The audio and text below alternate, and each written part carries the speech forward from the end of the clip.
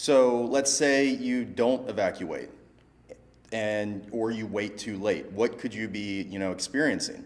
Well, how many videos have you seen when people try to evacuate or it's too late and you can't see it all? You're leaving in your vehicle, you're going down the road that you know you've went down 1,000 times, but visibility is zero. You can't even see to the front of the car. So you have that. So what if a tree's in the road?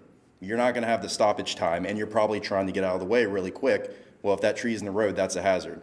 So that's a big one right there. Let's go into the fact that you're breathing. It doesn't matter how good your circulator is in your car. When we're talking about these levels of smoke and this hazardous of air, it's gonna come into your car. Your eyes are gonna be burning. If you have contacts, that's gonna be really awful. Your throat's gonna be burning, you're gonna be coughing. There's significant health impacts. And if you're vulnerable, it can induce even life-threatening symptoms, as well as when you're trying to drive and exit these areas.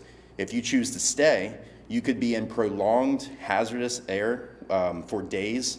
And what that does is it has a cumulative effect and it gets deep inside your lung. Because what we're talking about is particle sizes that are so small, they don't get captured in the airwaves or our body's self protection to catch those particles. They go deep into the lungs and they can sit there and have problems, especially if you have heart disease, respiratory issues, if you're, have diabetes or any other, things that make you more susceptible to smoke. You can have significant impacts. And the longer you're in that smoke, the worse. So we don't always just evacuate from fire. Sometimes, especially in this part of the country, where smoke can sit for days, we actually do evacuations for smoke, especially if you're vulnerable. When you have days and days and days of very dense smoke, like what we can see down here in these low valleys, these sheltered valleys, you can have what actually is just like when you hear about in a house, and you have the structure firefighters go in and you see people that have passed out or have passed away. You can actually have carbon monoxide, and what carbon monoxide does